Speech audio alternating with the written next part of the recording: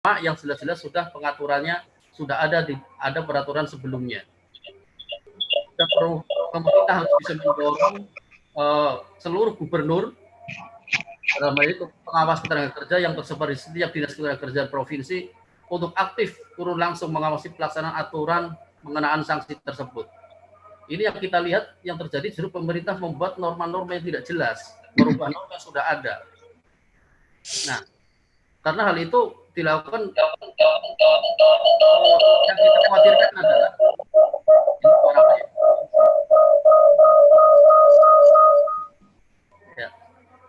yang kita khawatirkan buruh atau pekerja yang ada serikatnya pun ketika bernegosiasi belum tentu posisinya kuat. Apalagi buruh yang tidak ada serikat pekerjanya. Apakah mereka dapat melakukan negosiasi dengan perusahaan dengan baik? Mengerti peraturan pun mungkin masih jauh dari harapan. Nah, perlunya peranan pemerintah tegas untuk memastikan tidak ada lagi perusahaan yang melanggar dalam pemerintahan akhir kepada buruhnya. Jadi setidaknya dengan menegakkan hukum yang sudah ada, itulah fungsi negara untuk memastikan perlindungan hak pekerja. Nah, saat ini THR sangat dibutuhkan oleh buruh dan pekerja untuk bisa bertahan dalam menghadapi situasi sulit akibat pandemi COVID-19 ini. Di sini pemerintah mau cuci tangan terhadap apa yang terjadi di lapangan. Saya lihat adalah pemerintah memberikan sebuah fasilitas kepada perusahaan dan buruh, tapi tidak mau menyelesaikan persoalan-persoalan yang akan timbul dari fasilitas itu. Mungkin itu saja pandangan dari saya, Pak, sementara, Pak. Terima kasih. Ya, terima kasih Mas Krisnur. Jadi saya sudah catat. Pertama, Mas menyampaikan bahwa secara prinsip SE ini telah merubah dari norma yang ada. Ya. Yang kedua, sangat bertentangan dengan PP 78 tahun 2015 dan Permenaker 06 tahun 2016. Betul. Di sisi yang lain, SE ini memberikan keleluasaan kepada pemerintah, kepada pengusaha dalam tanda kutip lampu hijau untuk melakukan pembayarannya sehingga bisa dicicil. Dan bagi serikat pekerja maupun yang tidak berserikat, maka ini akan menjadi sebuah titik lemah dalam rangka untuk menegosiasikan. Padahal di sisi yang lain, THR itu adalah sangat membantu bagi pekerja dan keluarganya pada saat posisi COVID-19. Ya. Terkait dengan denda akan masuk nanti. Baik Mas Kris, terima kasih pemaparannya. Mudah-mudahan ini menjadi referensi yang pertama. Dan kita akan lanjut kepada Pak Yohanes Saman. Monggo Pak Yohanes bisa memberikan pandangannya. Baik, terima kasih. Selamat malam teman-teman semua. Salam sejahtera untuk kita semua. Berbicara tentang ini, saya mengawalinya dengan surat edaran SE Menteri Tenaga Kerja. Saya bilang kalau surat edaran THR untuk tahun ini adalah surat edaran yang paling buruk sejarah perburuan di Indonesia pasca Undang-Undang 13. Surat edaran yang paling buruk terhadap tunjangan hari raya. Dan seharusnya surat edaran ini tadi sudah diuraikan juga oleh Bang Tresnur bahwa surat edaran ini kan kedudukannya jauh di bawah dari PP 78 dan Kepmen 6 sebagai Permen 6 2016 itu. Artinya sebenarnya surat edaran ini tidak perlu ada karena sudah ada normatif yang sudah ditetapkan dan itu tinggal melaksanakan. Surat edaran tidak perlu. Karena sekalipun kondisi saat ini seperti ini, tetapi kan itu adalah hal normatif yang tidak perlu dirundingkan. Itu pertama. Artinya surat edaran ini sebenarnya kedudukannya tidak mempunyai kekuatan hukum karena hanya surat edaran dan itu ditujukan kepada gubernur, bupati, wali kota, bukan kepada para pengusaha. Itu. Jadi alamat surat edaran itu kan kepada gubernur, kepala daerah tingkat 2, bupati dan wali kota. Artinya tidak ada yang ditujukan kepada pengusaha. Nah, dalam persoalan ini bahwa 4 poin yang tertulis di sana, sebenarnya di poin 2 itu sesuatu yang melanggar normatif. Ini memberi pembelajaran yang negatif terhadap hubungan kerja di Indonesia, terutama tentang pembayaran THR. Tidak ada surat edaran pun sudah ada peraturannya. Kenapa harus ada surat edaran? Itu yang menjadi persoalan. Nah ini.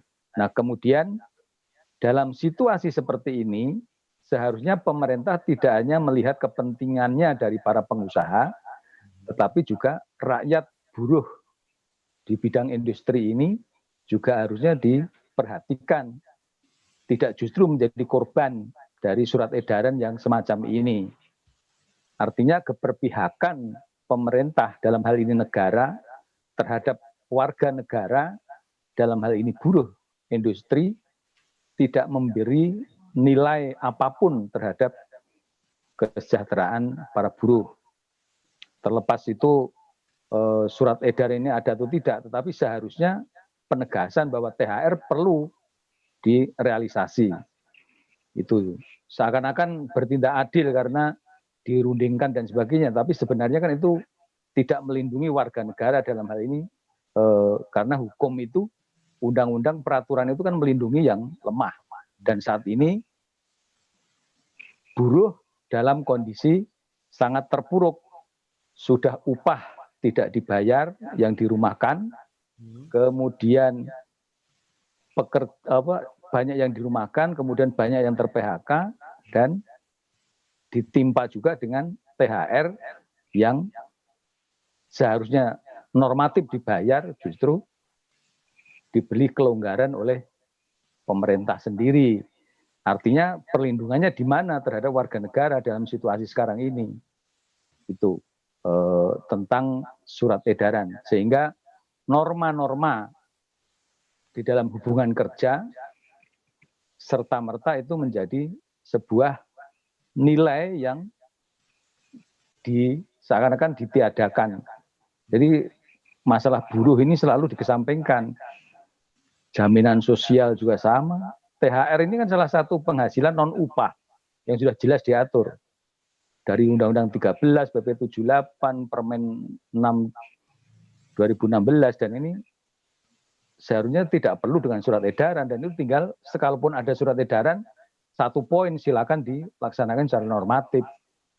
Terlepas itu ada kondisi apapun, itu tidak perlu mempoinkan dalam surat edaran ini dengan hal-hal semacam ini. Saya kira itu.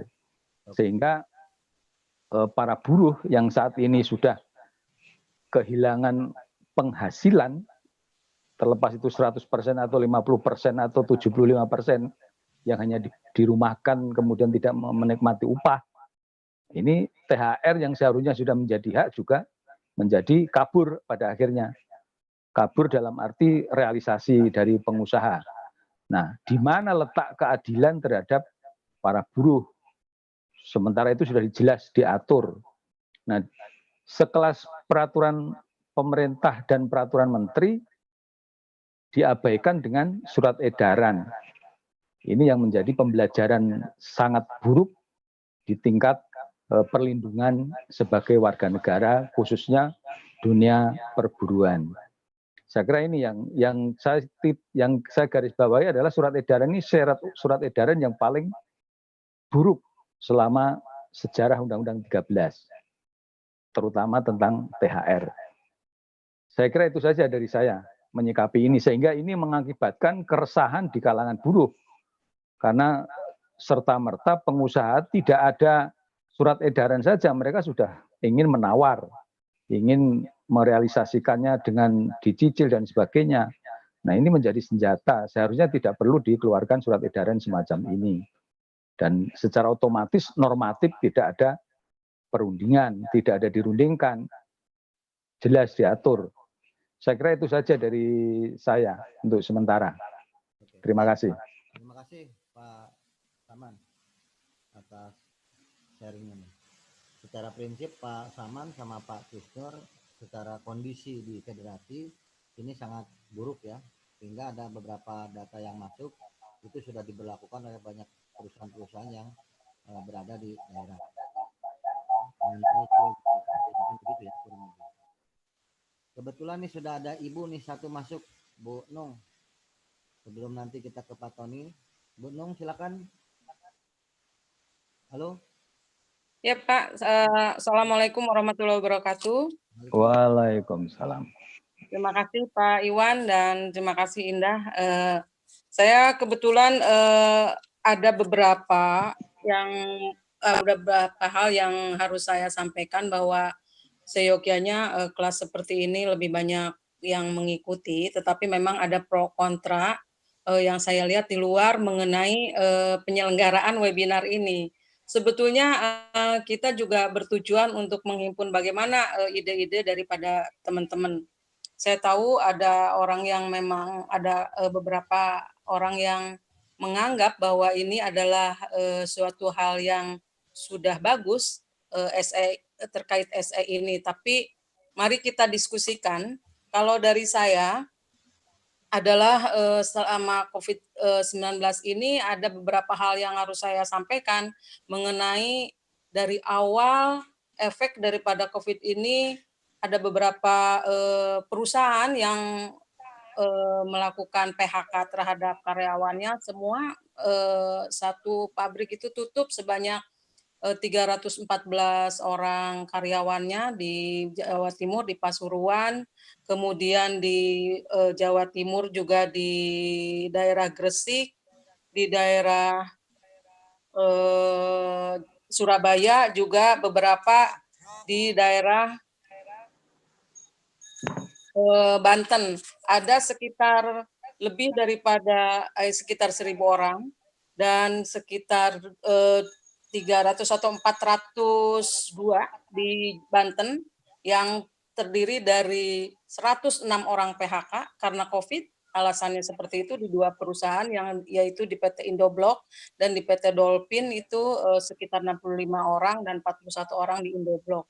Sedangkan yang dirumahkan itu di Banten aja sekitar 296 orang yang terdiri dari PT Nuansa Bali, kemudian SGPJB, PLTU itu yang ternyata kepemilikannya itu dan operasionalnya itu oleh orang Cina, dan kondisinya menyedihkan, sekalipun itu orang Cina yang mengoperasikannya. Itu ada 43 orang pekerja domestiknya atau pekerja Indonesianya dengan diskriminasi perlakuan terhadap karyawan itu. Yang kemudian dari PT Yosin itu sekitar 42 orang dirumahkan, dan dari Hotel Marbella sekitar 109 orang dirumahkan, dari Surabaya dari Adia Busana itu 100 orang dengan catatan tuntutan pembayaran upahnya 100% dan THR itu juga sesuai perjanjian, dituntut untuk sesuai dengan perjanjian kerja bersama.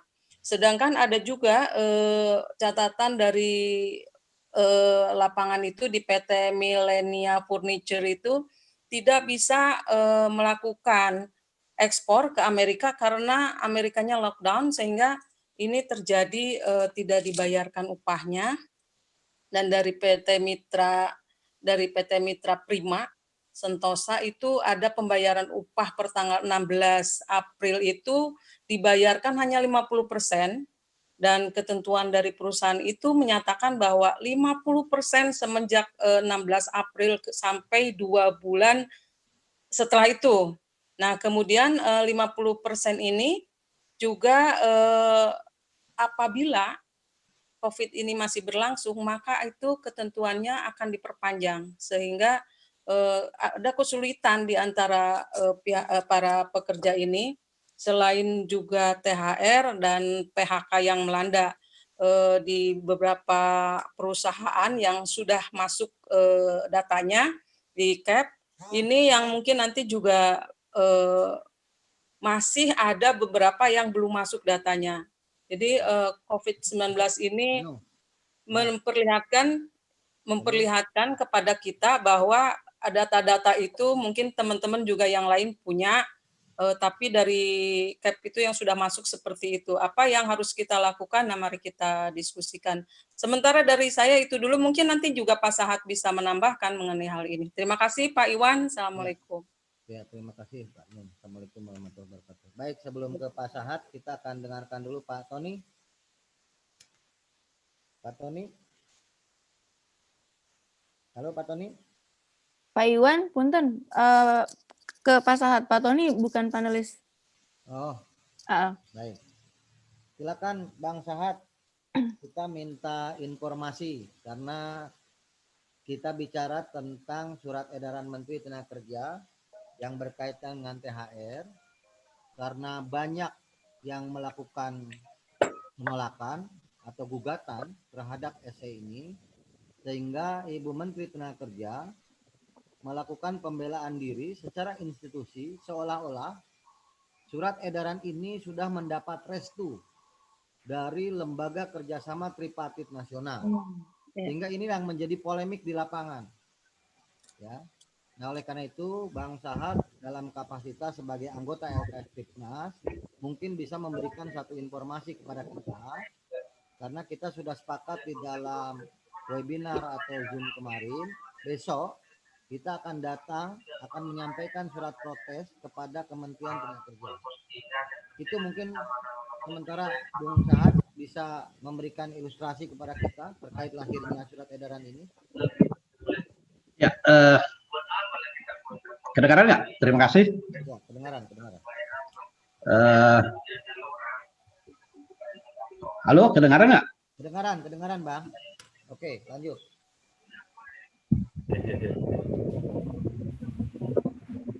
Ya, halo. Ya, lanjut Bang. Kedengaran ya? Dengar. Iya, Ya, siap. terima kasih Bapak Ibu yang peserta telekonferensi ini. Saya mengikuti pendapatnya semua itu baik. Tadi dari tergantung kita melihatnya dari sudut pandang mana. Dari sudut pandang regulasi, ya betul. Tapi dari sudut pandang yang lain kita juga perlu memperhatikan yang perlu kita cermati bahwa lahirnya SE ini adalah dalam situasi yang tidak normal. Itu dulu, kenapa harus ada SE? Padahal sudah ada aturan. Ilustrasinya sama saja. Apakah ada undang-undang yang melarang orang mudik? Padahal hari Lebaran. Tapi ini terpaksa harus ditempuh pemerintah untuk menyelamatkan orang banyak.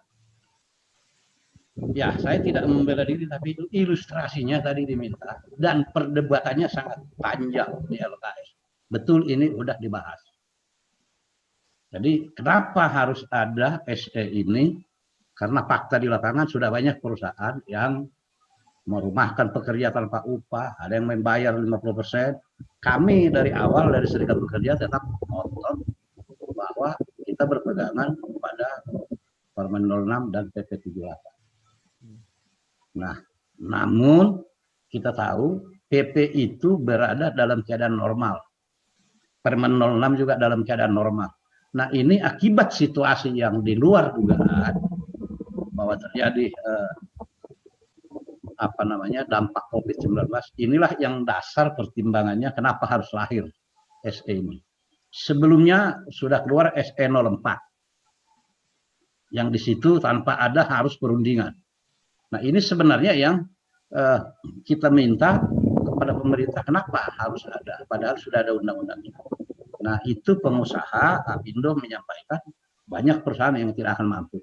Nah, itu dulu latar belakangnya, kenapa harus ada SE. Betul, SE ini kan tidak mengikat, tapi bisa dijadikan acuan.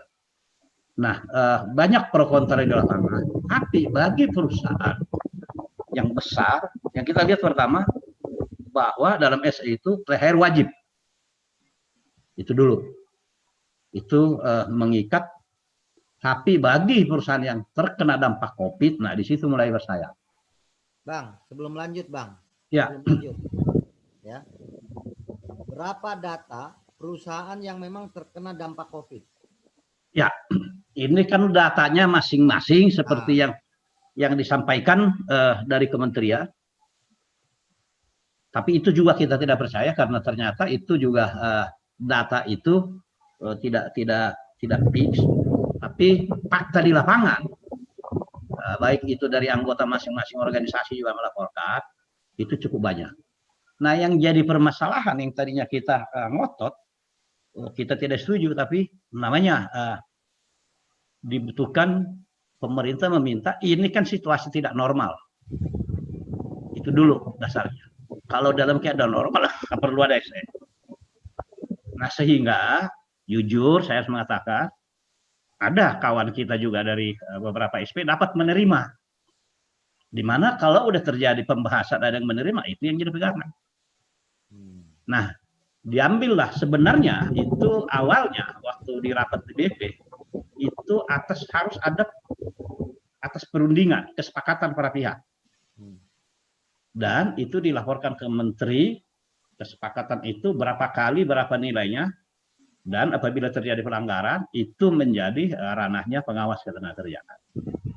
Itu berawal dari situ.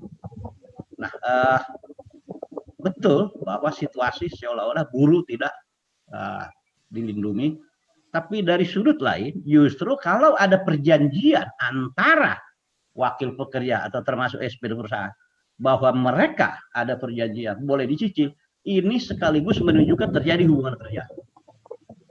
Itu dari sudut pandang hubungan kerja. Nah, saya tidak ingin masuk berapa nilainya. Nah, itulah yang menjadi awal atau dasar lahirnya SE tersebut dengan segala kekurangannya. Waktu itu kita bilang kita tidak ingin merubah peraturan menteri normal. Itu sebabnya itu berupa SE karena bersifat sinergi.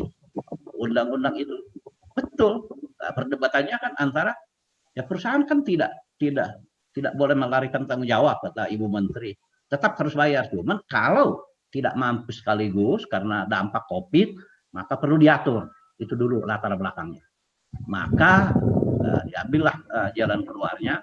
Teman-teman SP ada yang setuju, ya boleh silakan. Yang penting dibayar.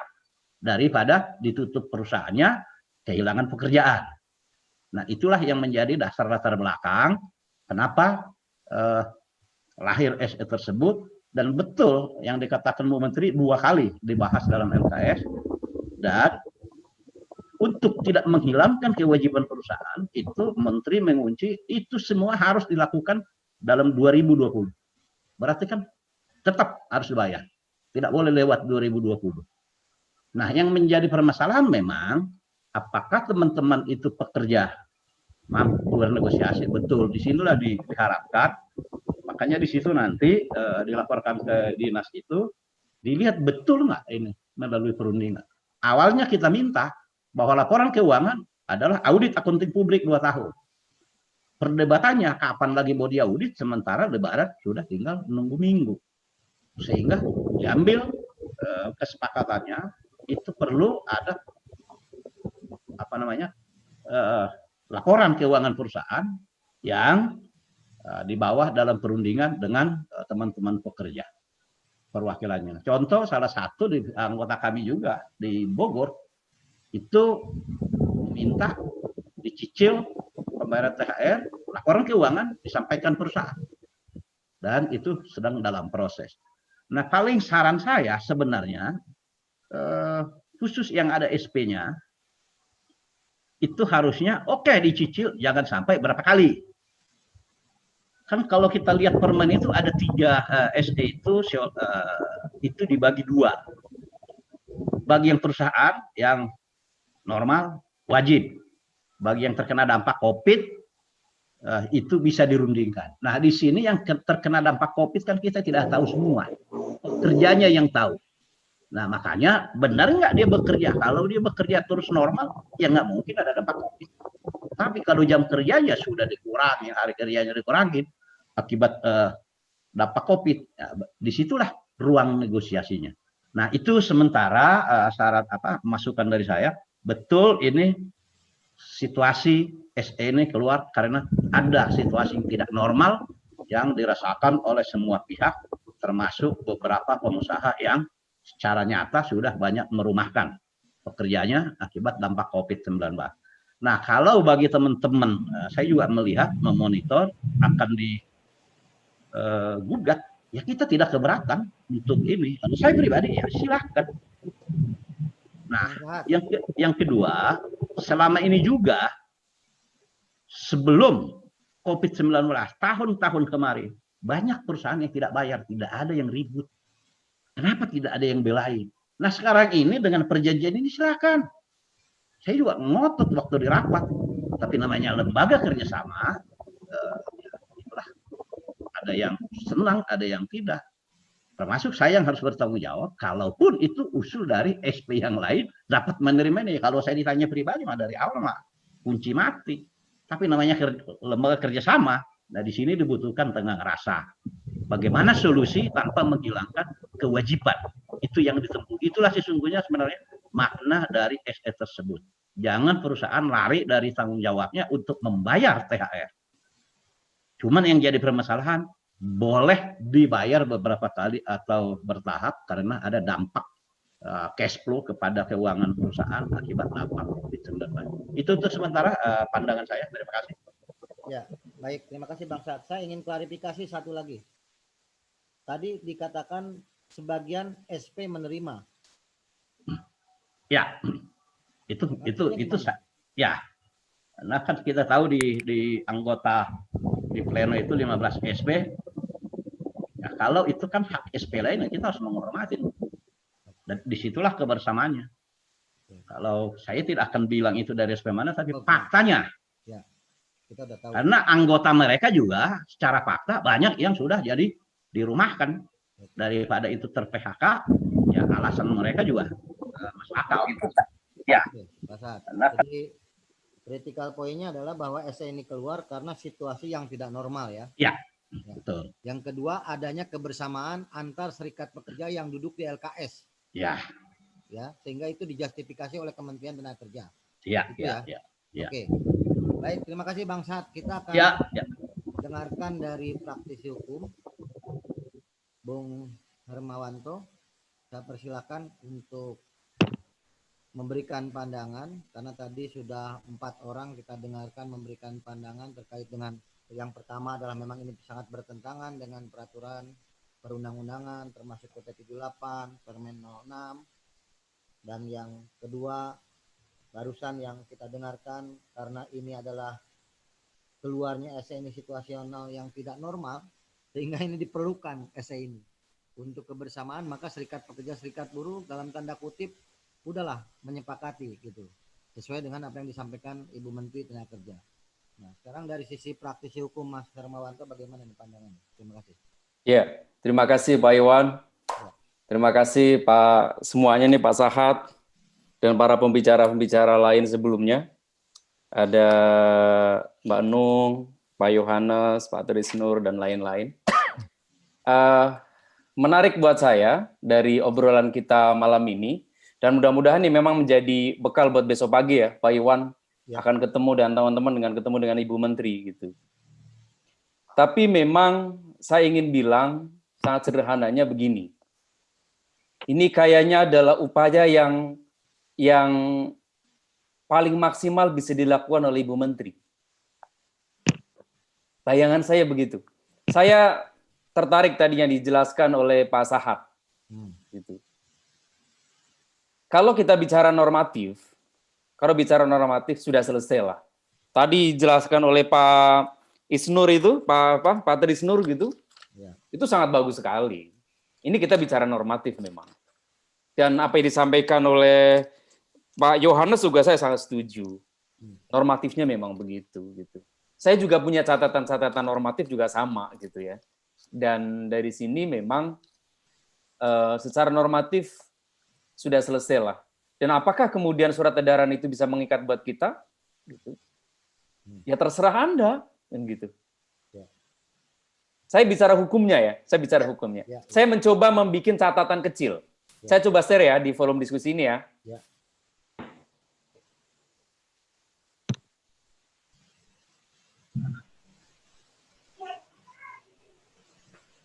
Oh, sorry.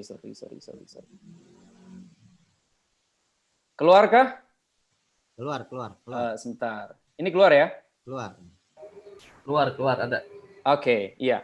Saya bikin judul sederhana nih kecil-kecilan. Jangan ambiar gara-gara surat edaran gitu. Asik. Lagi musim ambiar kan gitu. Hermawanto coba di slideshow-nya. Oh, ada ya? Oh, di slideshow ya. Oke, baik.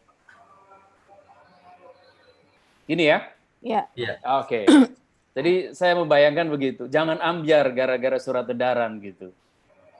Kan sahabat, saya percaya deh teman-teman nih, bapak-bapak rata-rata jadi ini kan, sahabat ambiar kan. Ya. Oke, saya ingin bilang, bapak-bapak ibu semua pasti tahu. Kita nggak usah cerita sejarah masa lalu lah gitu kan. Dasar hukumnya adalah di Undang-Undang 13, PP 78, walaupun PP 78 ini kita nggak setuju, tapi hari ini PP 78 adalah aturan normatif yang berlaku, maka kita harus mau tidak mau kita harus jalankan gitu, kita harus taati. Dan peraturan Menteri Tenaga Kerja. Dan konsepnya sama, tadi disampaikan oleh Pak Trisnur, Pak Yohanes dan teman-teman semua bapak-bapak dan ibu-ibu. Kita punya pemahaman yang sama bahwa THR adalah bagian dari pendapatan pekerja yang wajib dibayar. Kata-katanya adalah wajib. THR adalah pendapatan non upah yang wajib, sehingga ada denda dan ada sanksi administratif. Maka juga ada mekanisme keberatan atau permohonan penundaan. Nah, menariknya dalam surat edaran ini adalah memang muncul nomenklatur baru. Di dalam undang-undang atau aturan tenaga kerjaan itu nggak pernah ada kata dialog sesungguhnya. Yang ada adalah perundingan, yang ada adalah perjanjian, gitu. Yang ada adalah perselisihan. Tapi hari ini dengan surat edaran ini memunculkan nomenklatur baru. Ada istilah dialog. Gitu. Ternyata kata-kata dialog itu memunculkan turunannya di bawahnya. Yang tadinya dari kata wajib dibayar menjadi kata dapat dibayar. Ini kita perlu perhatikan kata-kata ini karena kalau kita bicara norma undang-undangnya, mungkin kata dapat, turunan di bawahnya itu bisa lebih berbahaya. Saya percaya betul, bapak-bapak di lapangan ketika mendampingi proses negosiasi pasti bisa ngeri-ngeri sedap gitu kan. Kata dapat ini bisa luar biasa gitu. Nah, dari kata segera bisa menjadi kata ditunda. Ini juga perlu hati-hati gitu. Dan dari kata denda pasti, kan sudah ada denda pasti itu 5% dan lain-lain gitu.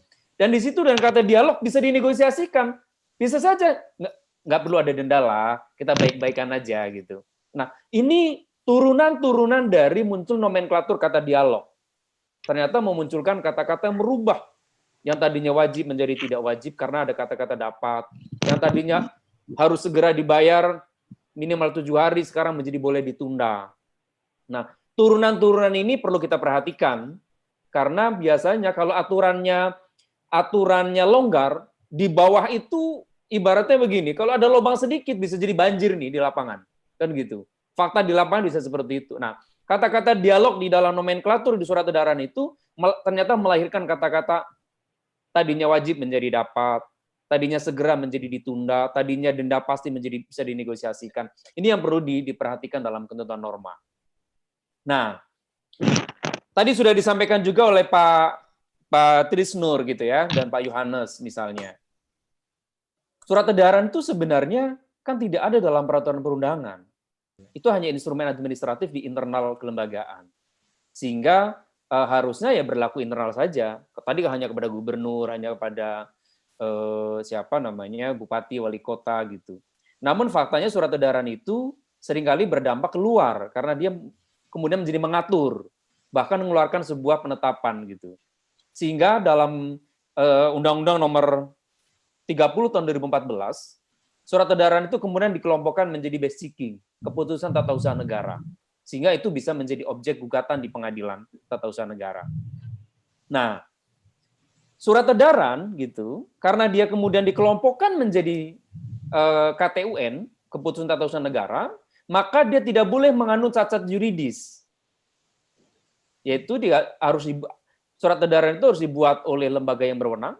2, tidak mengandung cacat substansi, dan tidak mengandung cacat prosedur. Jika surat edaran itu mengandung cacat yuridis, maka SM menjadi tidak sah atau dapat dibatalkan.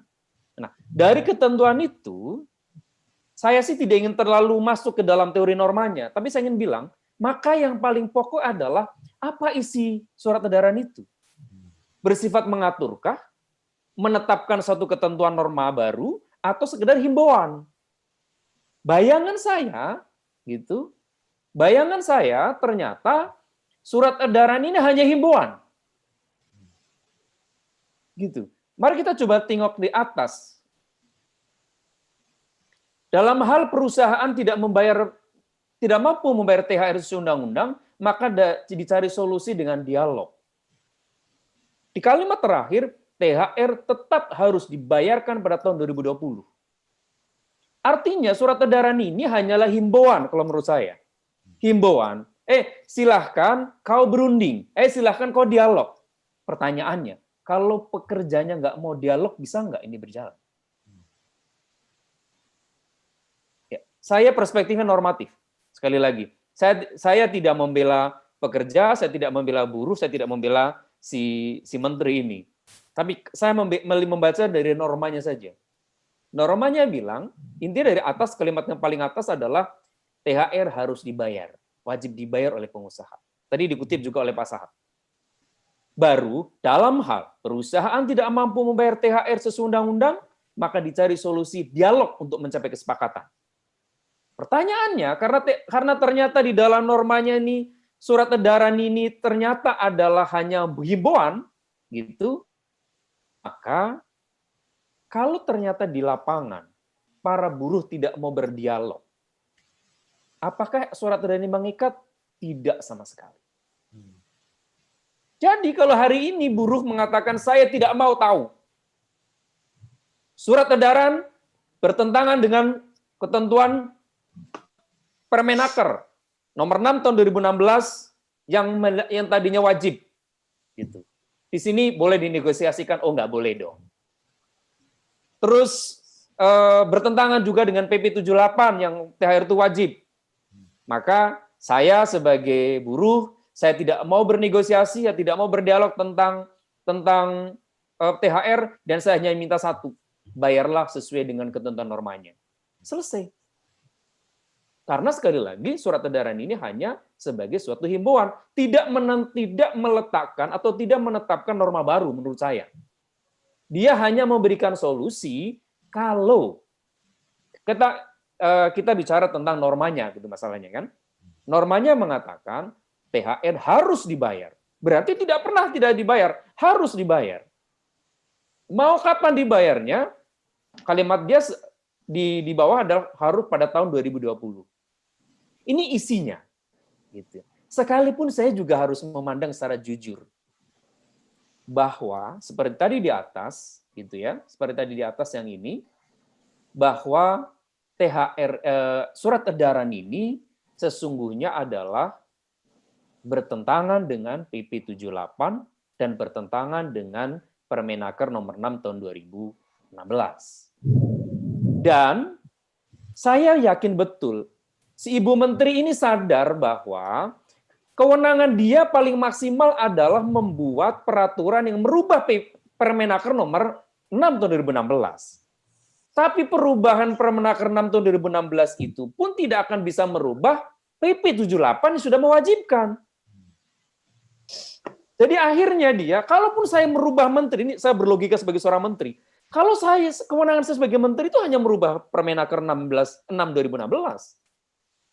Tapi di atas saya, ada PP 78 yang mewajibkan. Kalaupun saya rubah Permenakernya, tapi PP 78 masih ada, tidak berlaku juga, karena berarti kewajiban membayar THR pada waktunya tetap berjalan.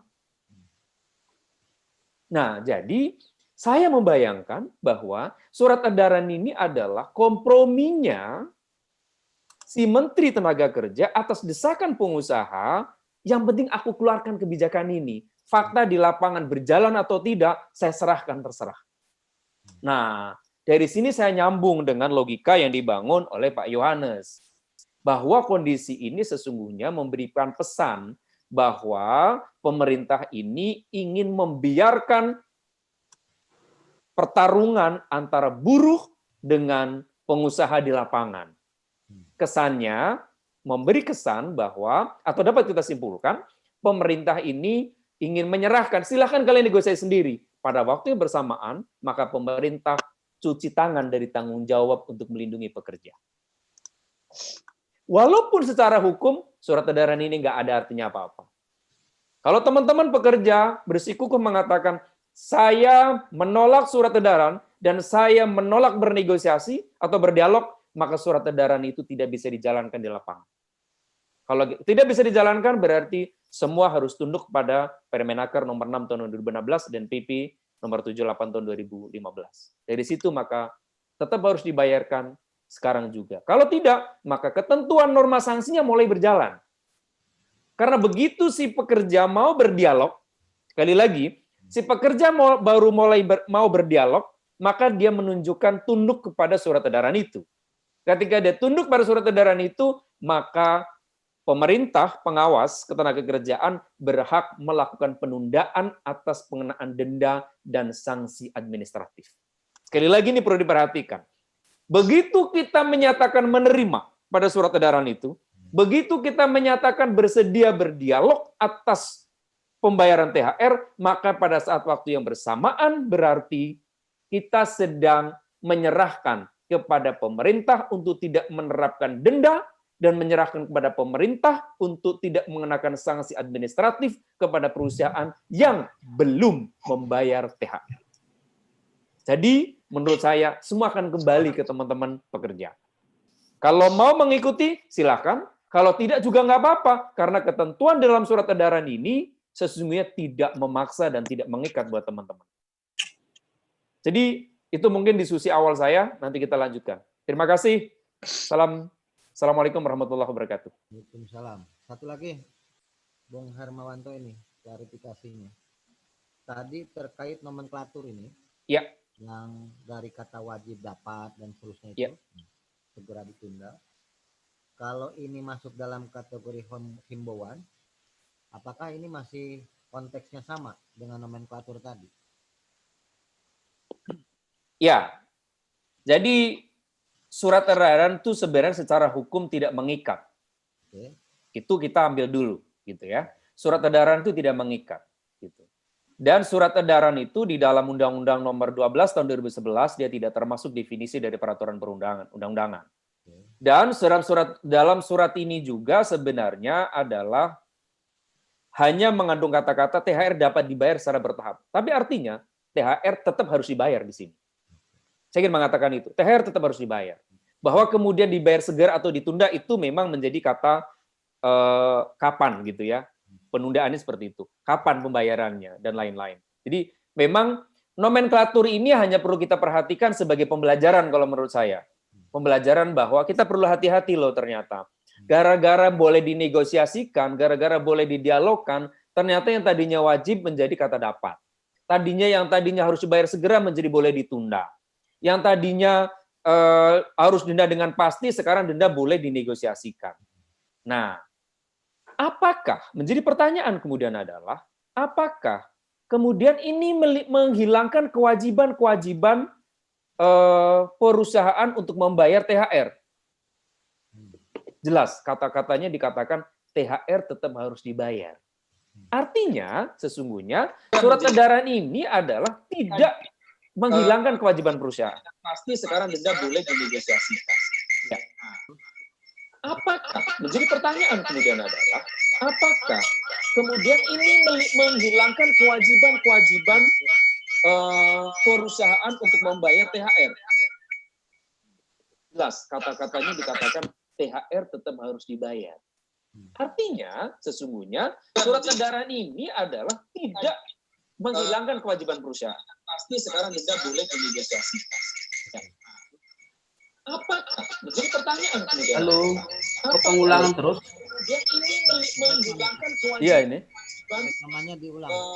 Perusahaan untuk membayar THR. Recordnya kok pengulangan terus sih? Ya. Ada hang kayaknya. Mikrofonnya itu ya, mikrofonnya. Iya, di mikrofon siapa ini? Kasihan Pak Hermawan capek diulang-ulang jadi. Oh. Iya. Baik, Bung. Ya, jadi saya ingin tegaskan bahwa satu, surat edaran itu sesungguhnya tidak mengikat secara hukum. Kalau kita menyatakan tidak menerima, ya sudah, nggak apa-apa. Gitu. Pemerintah pun tidak punya daya paksa kepada kita. Ya, di mikrofon siapa ini? Kasihan Pak Hermawan capek diulang-ulang jadi. Oh, kok diulang lagi Pak Trisnur ini? Ya, jadi saya ingin tegaskan bahwa satu, surat edaran itu sesungguhnya tidak mengikat secara hukum. Kalau kita menyatakan tidak menerima, ya sudah, nggak apa-apa. Halo, sudah ya? Sudah. Gitu. Jadi saya kemarin coba membaca gitu ya. Lalu kemudian ya tadi ada cerita dari Pak Sahat sebenarnya. Pak Sahat tadi cerita tentang kondisi keadaan corona ini gitu ya. Sehingga bisakah kemudian kemudian kita bilang bahwa surat edaran ini adalah diskresi, ya? Misalnya gitu. Halo? Ya. Bisakah bisa disebut ini sebagai diskresi? Ya, kalau bisa disebut sebagai diskresi, bisa. Saya harus mengatakan ini kebijakan diskresional, ya. Karena memang secara teoritis kalau diskresi itu memang aturan yang ada di dalam keadaan yang belum diatur, keadaan yang memang harus ada kekosongan hukum begitu ya. Itu memang konsep teori seperti itu. Tapi perlu diingat gitu, bahwa diskresi itu juga tidak boleh bertentangan dengan undang-undang di atasnya loh, gitu kan? Tidak boleh bertentangan. Kalimatnya kan jelas tuh. Kalau di dalam PP 78 dan di dalam Permenaker nomor 6 tahun 2016 jelas bahwa surat THR itu wajib. Tapi kemudian di sini juga terus di sini sebenarnya tidak dihilangkan tapi boleh dinegosiasikan. Nah, yang tadinya adalah norma yang lahir dari undang-undang ingin diturunkan oleh pemerintah menjadi norma yang lahir karena negosiasi. Yang tadinya bersifat hukum publik menjadi hukum privat. Ini yang perlu diperhatikan. Turunan di kata-kata dialog. Jadi yang tadinya THR kan adalah norma peraturan perundang-undangan. Dia lahir karena Undang-Undang 13, lahir karena PP 78, dan lahir karena Permenaker. Tapi dengan kata-kata boleh didialogkan, dialog gitu, maka memberi kesan bahwa THR itu menjadi kewajiban karena kesepakatan para pihak. Ingat, kalau kewajiban itu lahir karena undang-undang, karena peraturan perundang-undangan, maka harusnya hilangnya pun karena peraturan perundang-undangan. Kalau kewajiban itu lahir karena kesepakatan, maka hilangnya juga karena kesepakatan. Tidak bisa kemudian sesuatu aturan yang masih membolehkan, kesepakatannya kemudian di bawahnya itu adalah melepaskan. Nah, maka sekarang dikembalikan semua kepada pekerja. Apakah Anda, wahai para pekerja, akan melepaskan hak Anda dalam undang-undang? Nah, itu jawaban pertanyaannya. Kalau Anda mengatakan tidak, ya sudah selesai. Berarti kewajiban itu tetap melekat. Surat edaran ini tidak berlaku. Tapi kalau kemudian pekerja mengatakan, ya, saya menerima. Oh, berarti Anda mau bernegosiasi. Hak Anda siap dilepaskan. Nah, ini secara normatif seperti itu. Nah, jadi dari situ menurut saya sih gitu ya, surat edaran ini sebenarnya dikembalikan ke teman-teman pekerja. Teman-teman pekerja lah yang paham di lapangan. Apakah itu akan diterima ataukah tidak. Dan ini tidak bisa kemudian surat edaran ini dipraktekkan oleh pemerintah daerah, gubernur atau wali kota atau bupati untuk memaksa pekerja berdialog. Tidak bisa. Kalau pekerja mengatakan, saya tidak mau berdialog, selesai sudah, dan semua akan tunduk pada PP 78 dan Permenaker nomor 6 tahun 2016. Jadi seperti itu. Makanya menurut saya, kalau teman-teman sudah mengatakan, saya menolak surat edaran, maka tidak perlu ambiar lagi. Gitu. Terima kasih. Selamat malam. Oke, selamat malam. Terima kasih. Selamat malam, Pak. Terima kasih, Bang Hermawan. Baik. Terima kasih, Pak. Kita sudah mendapatkan pencerahan antara teman-teman yang di awal tadi sudah memberikan, ya, narasumber memberikan pandangan-pandangan, ditambah tadi dengan anggota LKS Fitnas, Pak Sahat juga sudah memberikan pandangan, dan barusan kata kunci dari praktisi hukum kita, Bung Hermawanto, sudah memberikan pandangan. Barangkali kita akan buka termin yang lain, yang mungkin dari teman-teman ada yang ingin disampaikan sebelum nanti, karena kita masih waktunya masih cukup ya, masih 1 jam ke depan. Jadi kita berikan kesempatan kepada teman-teman yang lain. Tadi Bung Tony sudah berkali-kali ini. Bung Tony, halo, Bung Tony, Bung Tony masih ada Bung Tony? Oke, kalau Bung Tony. Halo, Pak. Silakan kasih kesempatan sekarang Bung Tony. Ya, Tadi sempat terputus karena pulsanya habis, nyari pulsa dulu Pak. Jadi nggak begitu nyimak dari mulai pas tadi itu. Oh gitu ya. Iya. Mungkin ini aja sih, kalau saya mau nanya aja gitu ya. Jadi upaya hukum yang akan kita tempuh itu ya untuk SE Menaker ini, kira-kira peluangnya gimana gitu ya. Masalahnya kalau misalkan peluangnya besar, kalau bisa secepatnya gitu ya, jangan sampai mendekati hari raya. Itu yang pertama. Yang ingin saya tanyakan yang kedua, di Kabupaten Bekasi itu mayoritas, mungkin di kota-kota lain sama, kenaikan upah menggunakan UMSK. Namun kenyataannya sampai hari ini UMSK belum di-SK-kan sama gubernur. Sehingga yang dikhawatirkan teman-teman itu adalah THR nanti walaupun dapat 100% menggunakan upah yang lama tahun 2019. Ya, Karena kenaikannya belum ada gitu Pak. ya, UMSK yang lama berarti. Iya. Apakah secara hukum gimana itu pertanyaan yang kedua? Mungkin itu aja kali Pak Iwan dari saya. Karena saya juga baru nyambung lagi nih habis dari Indomaret tadi. Ya. Baik Pak Tony, tenang aja. Pertanyaannya ini nanti akan dijawab oleh praktisi secara langsung. Baik, kita ini Pak Bambang. Pak Bambang sudah masuk? Halo Pak Bambang. Oke. Ya, Oh, siap. masih dengerin Mbak. Saya ikutin terus, belum ada usulan. Oke.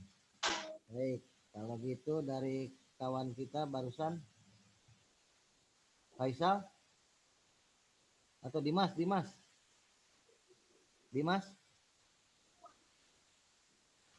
Ya Pak Iwan. Ya.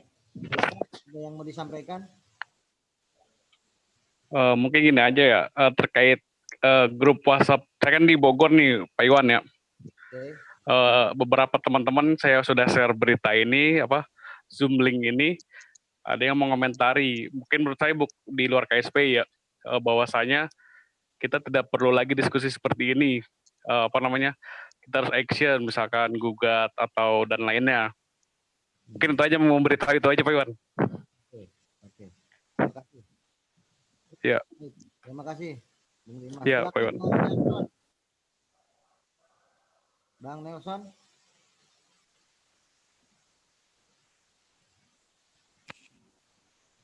Bang Nelson.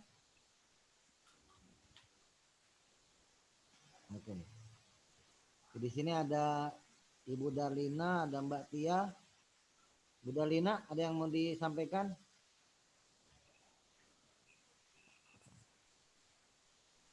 Bu Darlina? Belum ada. Mbak Tia? Ya, saya Pak. Oh, silakan. Jadi sebenarnya kalau saya lihat tadi apa yang disampaikan oleh Pak Sahat, saya agak bingung sekali ya. Juga yang dari Mas siapa tadi? Pak Hermanto ya?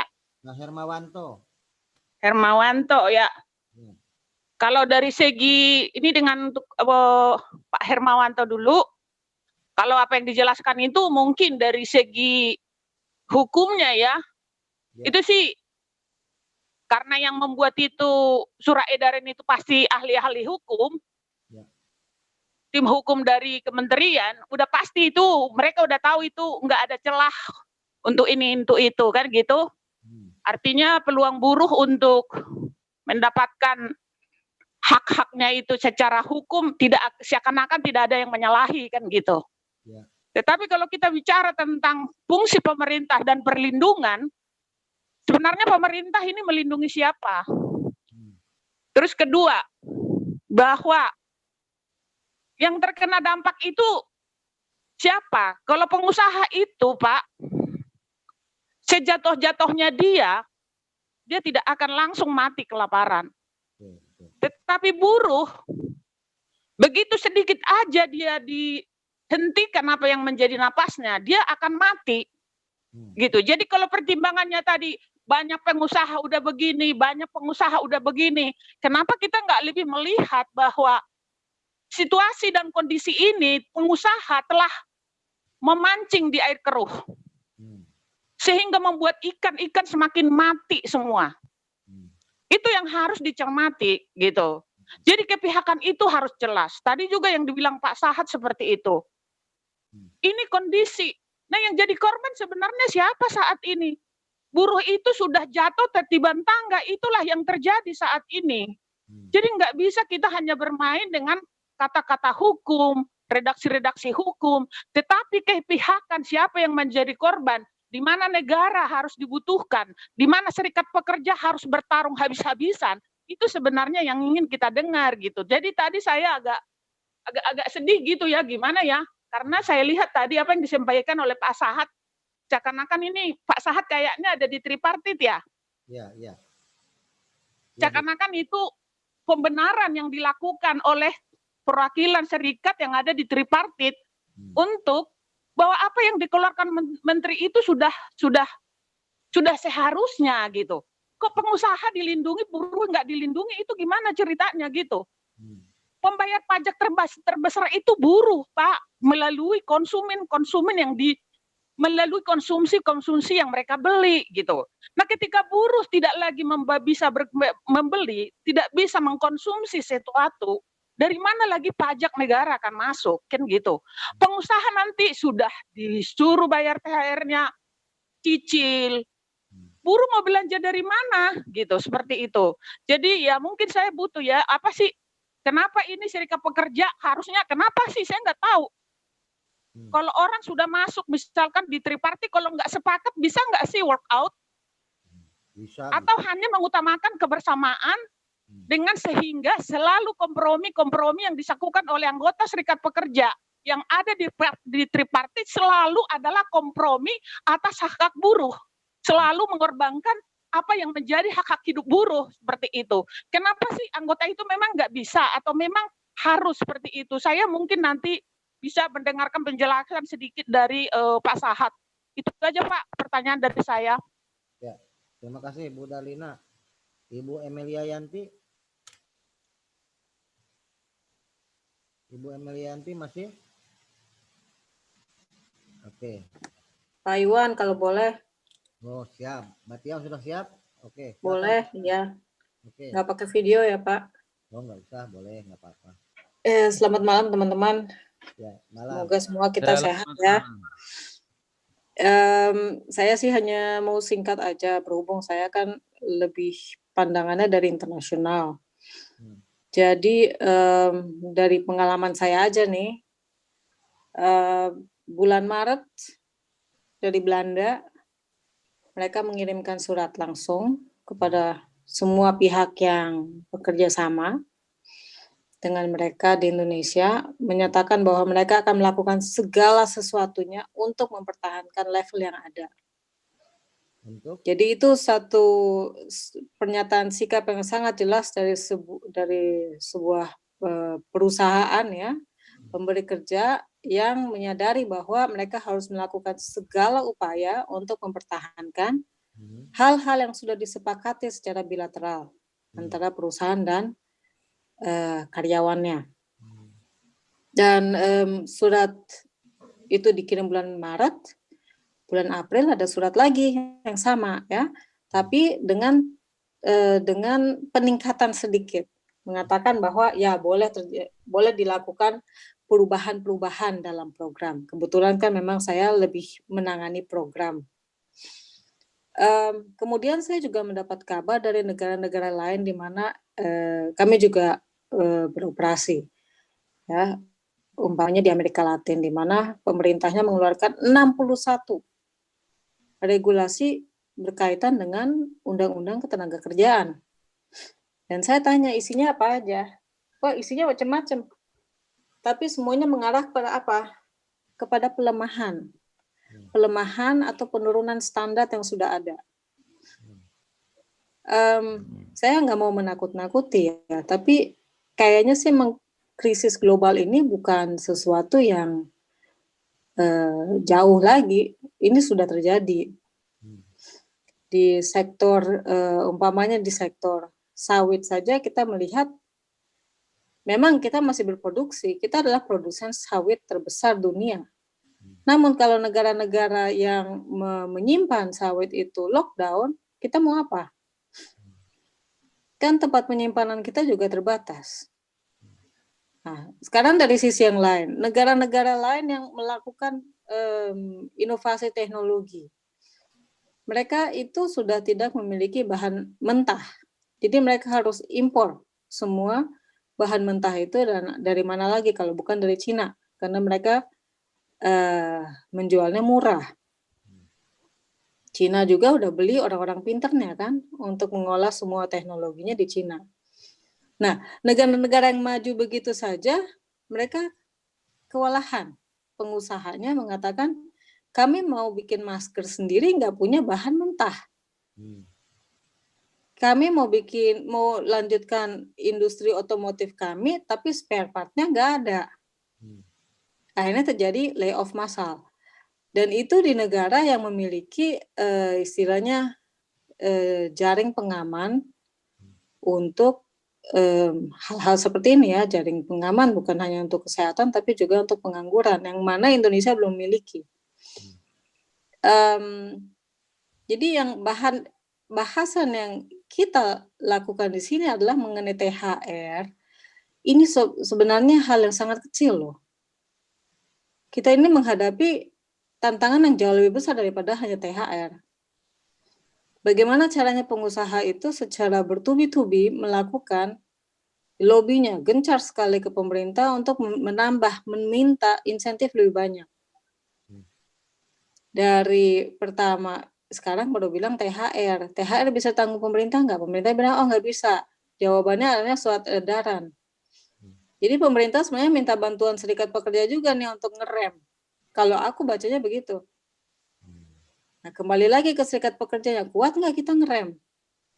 Atau yang ada nanti kita ngerem, pengusahanya ambiar. Dia bilang, udah kita bubar aja sama-sama. Tuh kalau bubar, gue nanti cari pekerjanya bisa lebih mudah. Syukur-syukur omnibus loh nanti keluar. Bisa di outsource semua. Ini bukan saatnya tarik-menarik keras-kerasan menurut aku sih ya. Kita harus pertahankan prioritas kita. Kepastian kerjanya itu yang harus dipertahankan. Karena semakin sedikit teman-teman yang memiliki kepastian kerja, semakin lemah juga nanti daya tawar kita secara umum, secara keseluruhan. Jadi kalau aku sih ya ngelihat kita jangan berkutat aja di soal THR ini. Memang harus ada sosial dialog, harus bisa pasang strategi ulur tarik ya. Tapi kita harus perhatikan jangan sampai ke depannya normatif yang sudah ada itu semakin dilemahkan, semakin diturunkan.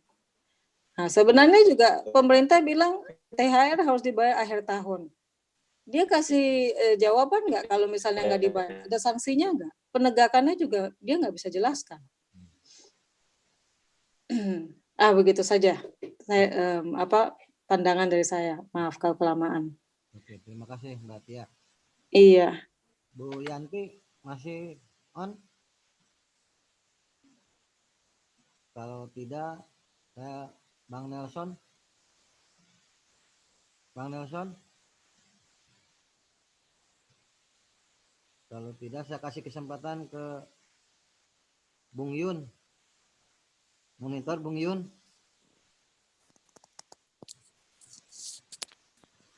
Oke, sudah ada. Iwan, itu ada yang raise hand dari Mas Tugas Sitorus, mungkin mau bertanya? Ya, makanya ini saya baru mau dibuka satu-satu, Mbak. Gitu. Ya, silakan dari Bung Tugas Sitorus.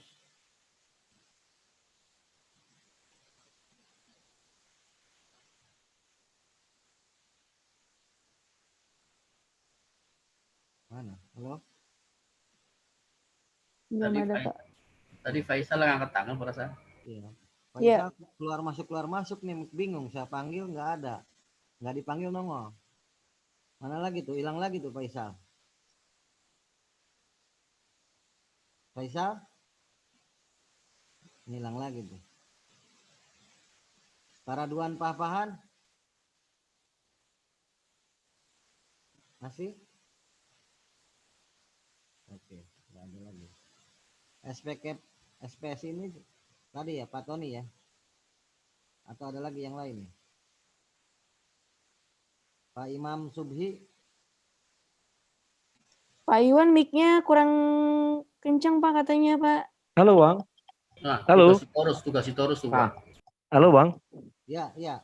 Iya, selamat malam Bang. Saya dari Medan, dari KSB Sigartex. Oke. Nah, saya hanya mau bertanya nih Bang. Kan kita di sini banyak yang kontrak diputus nih Bang ya, karena kondisi pandemik virus corona ya kan Bang. Ya. Nah, jadi pemutusan itu kan Bang di bulan Mei per tanggal 1. Sementara kan Bang kalau di peraturan bila masuk dalam zona untuk pembayaran THR berarti kan 24 April kalau dia diputus bulan Mei itu kan di peraturan harusnya dapat ya Bang ya. Nah, terus ini apabila perusahaan nggak mau bayar karena udah diputus, gimana itu Bang? Apa bisa dituntut juga gitu Bang? Ya. Baik. Cukup? Halo? Terus? Ya, ya Bang? Cukup pertanyaan itu? Ya, cukup sampai di situ Bang. Makasih Bang kesempatannya. Oke, baik. Terima kasih. Oke, kita berikan kesempatan lagi kepada para narasumber nih. Sementara yang lain tadi kita panggil belum ada yang bisa on lagi. Mungkin bisa Bang Iwan. Pak Iwan.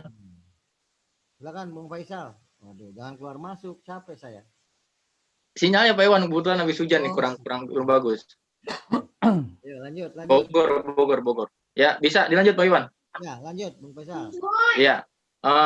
Sehubungan dengan tema kita pada malam hari ini, pro dan kontra yang disampaikan oleh para narasumber yang memang terjadi juga di wilayah kita masing-masing, terutama di Bogor.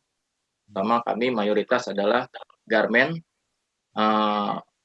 yang notabene anggota kita semua merasakan dampak dari pandemik ini. Tetapi kami dari pengurus di DPC tetap mengutamakan kepada anggota hasil yang bisa diterima oleh kedua belah pihak. Terpenting dari tadi pembicaraan dari Bu Tia, saya sangat sepakat sekali. Kita harus memikirkan ke depannya, yaitu keberlangsungan serikat ke depannya, terutama jumlah dari anggota kita ke depannya. Dan di sanalah dan nilai bargaining kita selanjutnya. Karena benar tadi kata Bu Tia, THR hanya segelintir momok yang sekarang kita gemborkan, kita bilang, padahal di kedepannya adalah masih banyak lagi yang lebih menyeramkan lagi, yaitu pengurangan anggota, yaitu kepastian kerja, itu sudah jelas. Tapi dengan strategi inilah kita sama-sama berpikir bahwa THR bukan segalanya dari itu, tapi keberlangsungan serikat yang ada di setiap wilayah masing-masing untuk memperkuat kita sebagai serikat itu lebih penting. Intinya ini sepakat gitu. Karena dari semua sisi aturan yang dibuat oleh pemerintah, surat edaran itu sudah menegaskan bahwa kita didorong untuk sepakat dalam negosiasi, walaupun tadi sudah dijelaskan Pak Hermawan itu terserah kita sebagai serikat atau sebagai pengurus untuk mau terima atau tidak. Tapi kalau kita pikirkan lagi untuk keberlangsungan dan keberlangsungan antara kita di masing-masing itu perlu dipikirkan juga, Iwan. Yang penting hak tidak dikurangi, itu perlu penting bagi kita sebagai aktivis serikat. Kecuali ada hak yang dikurangi, itu boleh kita akan. Tapi ada hak yang tidak dikurangi dan kita bisa berkelanjutan, itu akan lebih baik. Tapi kan ini dari persepsi kita masing-masing, pendapat kita masing-masing. Tapi tergantung dari kearifan dari ke perusahaan masing-masing. Tapi terpenting lagi adalah kesulitan kita ke depannya, terutama serikat pekerja di Indonesia untuk lebih kuat lagi menghadapi ini. Mungkin itu saja dari saya, Pak Iwan. Terima kasih. Oke, terima kasih Bung Faisal. Ini satu catatan penting malam ini bagi kita ya, bahwa ternyata di salah satu daerah sepakat dengan SE seolah-olah seperti itu, walaupun dengan berbagai rintangan dan risiko apapun. Baik, karena Pak Iwan, ini ada yang mau komen katanya dari si Herman mau komen, SP Cap Bekasi. Oh, makanya tadi saya panggil. Ya, silakan Bung Herman. Ya, Pak Iwan. Ya, silakan Pak. Baik, terima kasih. Assalamualaikum warahmatullahi wabarakatuh. Pak, Bang mau masih dulu. Bisa kedengaran suaranya Pak Iwan? Ya, ya. Bang masuk dulu ke Bondai. Oh, siapa? Makawan.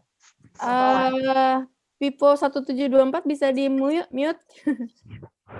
Bisa saya mute. Oke, silakan Herman.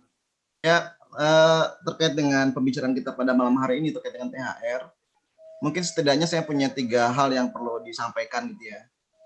Yang pertama yang perlu menjadi catatan kita semua, bahwa THR, lahirnya THR di Indonesia, itu bukan lahir dengan sendirinya.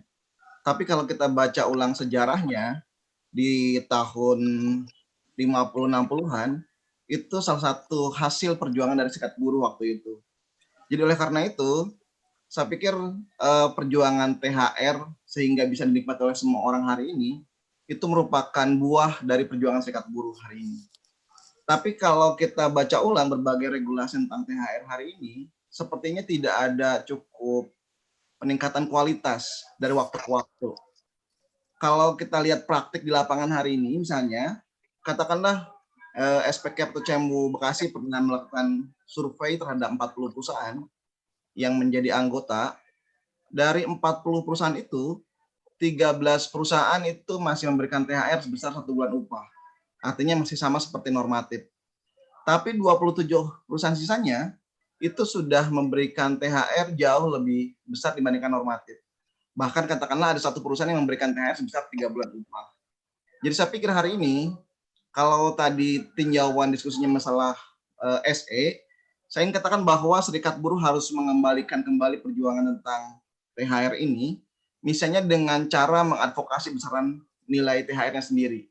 Tentu saja saya pikir ini di era pandemi saat selesai gitu ya. Ini menjadi PR tersendiri. Itu yang pertama. Jadi THR harusnya diperjuangkan oleh serikat sehingga kualitasnya menjadi lebih baik. Yang kedua, yang saya pikir penting untuk kita diskusikan hari ini, dalam Permenaker nomor 6 2016 memang ada diskriminasi. Ini yang sepertinya ke depan ini perlu kita advokasi secara bersama-sama, yaitu diskriminasi terkait dengan pemberian THR bagi para pekerja kontrak. Ada satu jurang yang sangat besar. Kalau untuk pekerja tetap, kalau dia 30 hari sebelum tempo THR itu diberikan, diputus atau di PHK, dia masih tetap berhak atas THR. Tapi ini tidak berlaku buat para pekerja kontrak. Sementara norma paling pokoknya adalah THR diberikan kepada pekerja yang sudah bekerja lebih dari 1 bulan. Nah, saya pikir ini norma yang diskriminatif yang perlu kita perbaiki ke depan. Itu yang kedua.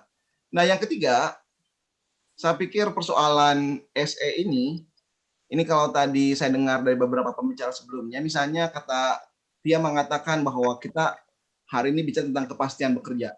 Saya pikir saya sepakat dengan itu, sepanjang memang ada dorongan yang cukup kuat dari pemerintah untuk membuat perusahaan lebih terbuka, lebih transparan mengenai kondisi keuangannya. Nah, apalagi kalau kita kaitkan dengan persoalan yang lebih besar. Misalnya hari ini banyak gelombang PHK, ada buruh-buruh yang dipotong upahnya setiap bulan. Saya pikir harus ada ketegasan dari pemerintah karena dampak COVID ini sangat beragam.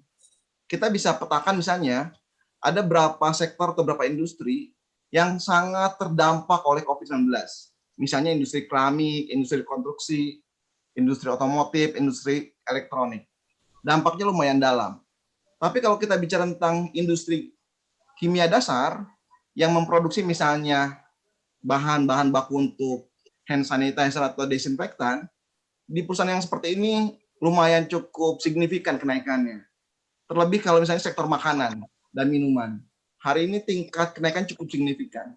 Oleh karena itu, kita tidak bisa menggeneralisir dampak COVID-19 kepada perusahaan-perusahaan.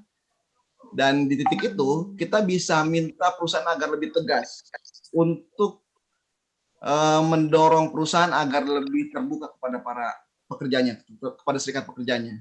Saya pikir itu 3 hal penting yang memang menjadi diskusi yang sangat aktual hari ini. Yang pertama, kita harus tegaskan bahwa asal-muasal THR adalah hasil perjuangan serikat, sehingga semua elemen bangsa hari ini menikmatinya, sehingga ada tugas kita untuk memperbaiki THR dari waktu ke waktu dari sisi regulasi. Yang kedua, ada beberapa regulasi yang perlu kita sempurnakan karena ada diskriminasi buat para pekerja kontrak misalnya.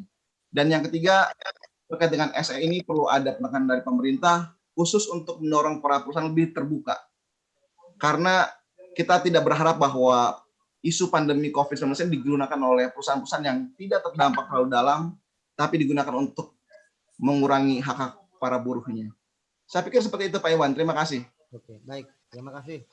Sebelum ke yang lain, karena ini ada beberapa yang bertanya, jadi kita berikan kesempatan dulu kepada para narasumber.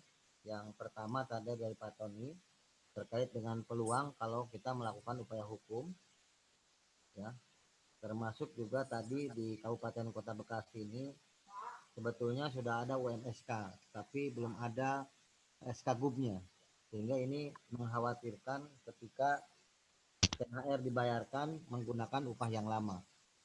Yang kedua dari Ibu Dalina, nanti minta penjelasan dari Bung Sahat terkait dengan apa yang disampaikan bahwa SE ini adalah bagian daripada situasional, situasi yang tidak normal, lebih mengedepankan kebersamaan dan lain sebagainya. Ini nanti juga minta diklarifikasi. Yang ketiga yang bentuknya sifatnya pertanyaan adalah dari kawan kita dari Medan. Ini menyangkut dengan banyaknya kontrak yang diputus per 1 Mei. Terus bagaimana terkait dengan THR-nya? Mungkin nanti bisa Pak Sahat yang menjelaskan di awal terkait dengan Bunda Lina. Nanti terkait dengan advokasinya bisa Mas Krisnur, Pak Yohanes Saman, dan baru nanti yang terakhir dari Pak Hermawan. Silakan Pak Sahat terlebih dahulu untuk mengklarifikasi terkait dengan apa yang disampaikan Ibu Darlina. Pak Sahat? Halo Pak Sahat? Ya, halo, ya. Ya, terima kasih. Menarik semua diskusinya. Tadi ada pertanyaan. Proses di LKS saya udah bilang dari awal. Yang pertama, LKS itu adalah lembaga kerjasama. Itu kita tidak bisa pungkiri. Dan agenda yang dibahas di sini juga tergantung siapa yang ngusulin. Nah tadi ada terkait dengan COVID-19 yang ada kaitannya dengan surat edaran. Ya, saya harus mengatakan di LKS itu terjadi perdebatan yang panjang. Tapi sebagai suatu lembaga itu menghasilkan suatu output. Tadi ada pertanyaan. Apabila kita tidak setuju bisa walk out, apakah SE bisa keluar? Bisa saja. Karena itu kan fungsi LKS, saya harus jelaskan, memberikan saran dan pertimbangan. Bisa dipakai, bisa tidak. Apalagi kita ada walk out. Ya kebetulan. Itu lebih berbahaya. Nah itu dari segi prosesnya. Namun tadi saya menarik apa yang dikatakan Pak Hermanto. Betul. Bagaimana mensiasati regulasi dengan himbauan tadi. Itulah fungsi kita yang kita perdebatkan. Saya udah bilang dari awal, THR wajib. Nah, ada situasi yang mendesak, kenapa ini harus dibahas? Latar belakang timbulnya surat edaran ini, tadi saya udah ilustrasikan, antara pulang kampung dengan mudik. Di mana ada larangan orang nggak boleh mudik? Tapi nyatanya karena COVID-19 ini, itu kan terjadi. Sama halnya dengan THR yang ada sekarang. Secara norma tidak ada yang dihilangkan. Cuman prosedurnya dari yang sekaligus bagaimana mensiasatinya tetap tidak hilang. Nah yang paling menarik tadi, Bung Hermanto sudah jelas menyatakan ini dari hukum publik bagaimana menjadi privat. Sebenarnya SE ini tergantung teman-teman di lapangan. Betul, itu perdebatan juga. Ya kalau nggak ada kesepakatan, ingat itu. Berdasarkan kesepakatan melalui dialog. Ya kalau tidak, ya tetap digugat normanya. Jadi saya sepakat tadi pandangan itu, itulah yang berkembang sebenarnya, disitulah perdebatan kita dan solusi yang kita sepakati. Saya dari awal bilang kita tidak ingin merubah peraturan Menteri 06. LKS bukan tugasnya merubah sesuatu aturan yang sudah baru dan sudah baik. Nah itu sebabnya kalau makanya surat edaran itu dibuka dialog. Jadi kalau kita juga ngotot-ngototan, ya itu 3 unsur. Ini yang lebih kita pertimbangkan dalam sisi mana kita harus bertahan, sisi mana kita perlu kompromi. Nah itulah yang kesepakatan kami di LKS, karena sudah ada menyatakan, wah kalau begini perusahaan anggota saya bisa berkurang, karena udah pada banyak tutup. Nah sehingga dengan dibuka dialog ini, dibikin kesepakatan, maka itu jelas tahun ini harus dibayar. Jadi kalau dicicil 5 kali berarti terjadi hubungan kerja itu minimal sampai 2020 ini selesai. Nah, bagaimana strategi bermainnya? Nah, sekarang tergantung kita bagaimana memberdayakan teman-teman di lapangan. Nah, itu latar belakang surat edaran ini. Sebenarnya kita kalau dalam keadaan normal nggak perlu dibahas itu. Jelas. Nah, ya itu tentang tadi pertanyaan kawan-kawan proses di LKS-nya. Nah, tadi ada yang menarik, Bung dari Bekasi, teman masalah Permen 06. Sebenarnya Permen 06 itu dulu lahirnya juga itu menjadi perdebatan. Bukan hanya diskriminasi antara pekerja tetap dengan kontrak yang ada. Coba perhatikan kalau itu di Permen 06 sebenarnya THR tidak lagi upah. Itu dulu saya debat. Coba dibaca. Padahal namanya tunjangan menurut 13/2003 itu termasuk upah. Nah, itu kalau mau digugat silahkan. Itu jadi ada pergeseran-pergeseran itu. Jadi bukan hanya masalah antara status pekerja, itu ada pergeseran mau menghilangkan. Tapi kita saya harap ke depan tadi Bung Herman dari Bekasi itu perlu itu. Karena di undang-undang segala bentuk tunjangan masuk upah. Itu dulu saya protes keras. Tapi kenapa tunjangan hari raya itu tidak dianggap tunjangan, bantuan? Dari mana rumusnya itu? Nah itu nanti kalau menjadi catatan. Nah tadi itu yang saya pikir saya bisa jawab. Nah yang menarik tadi di Bekasi. SK tentang upah yang baru kalau saya tidak salah dengar belum turun. MSK belum turun. UMSK.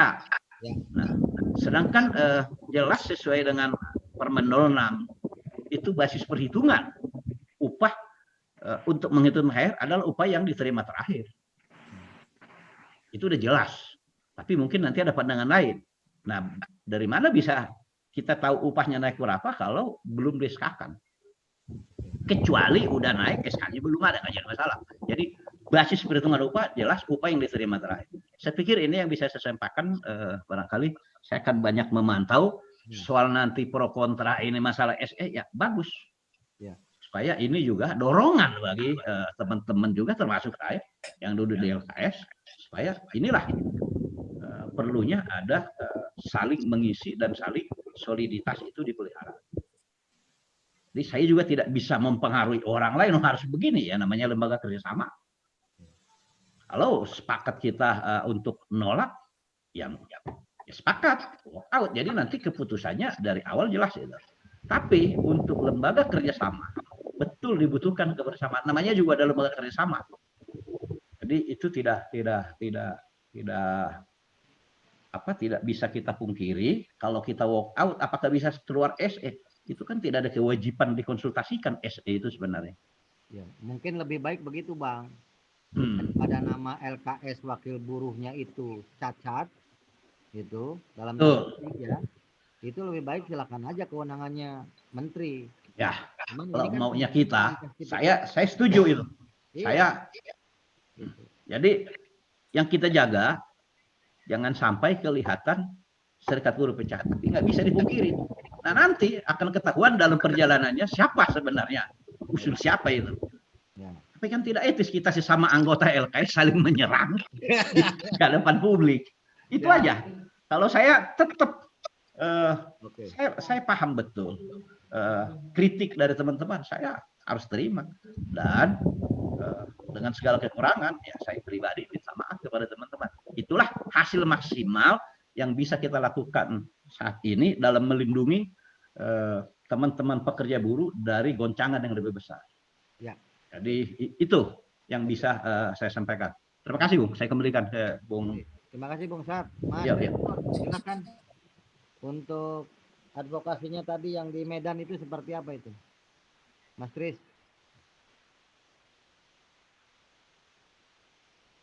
Ya, Mas Tris, lanjut. Halo, ya. Untuk advokasi yang di Medan. Oke, terima kasih Pak Iwan. Ya, saya menyikapi beberapa pertanyaan sebenarnya tentang advokasi dari Pak Tori juga. Bung Tori juga tadi mempertanyakan peluang upaya hukum terhadap SE ini kan seperti apa, apakah bisa dilakukan atau tidak. Kedua adalah tadi yang disampaikan oleh Bang Tugas Sitorus dari Medan tentang ketika ter-PHK per 1 Mei, apakah hak THR ada atau tidak, dan itu. Satu persatu saya coba untuk menjawab atau berbagi. Jadi kalau kita bicara peluang upaya hukum, itu udah pasti ada. Peluang upaya hukum untuk SE ini ada, melalui apa yang disampaikan oleh Pak Hermawanto juga, bahwa surat edaran bisa dipetunkan. Walaupun di Undang-Undang 12/2011 ini tentang pembentukan peraturan perundang-undangan ini, SE bukan bagian dari peraturan perundang-undangan. Tapi kita melihat perjalanan dinamika hukum di Indonesia, itu pernah terjadi 2009. Bagaimana SE Dirjen Minerba itu bisa diuji keabsahannya di Mahkamah Agung. Dan itu dasar pertimbangan yang paling menggelitik, yang paling saya sikapi adalah pertimbangan dari Majelis Hakim itu sendiri.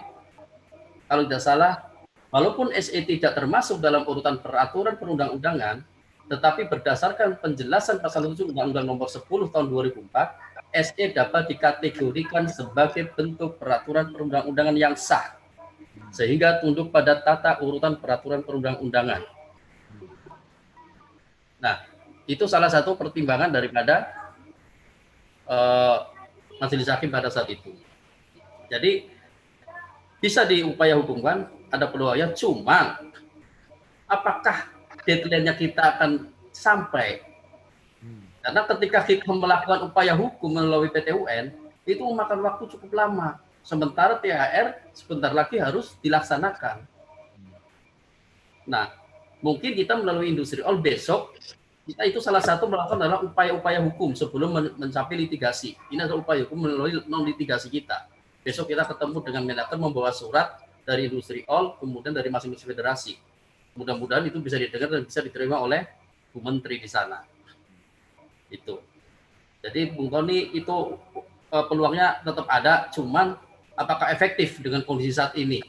Karena waktu yang kita berlomba dengan deadline yang ada dengan pelaksanaan pembayaran THR itu.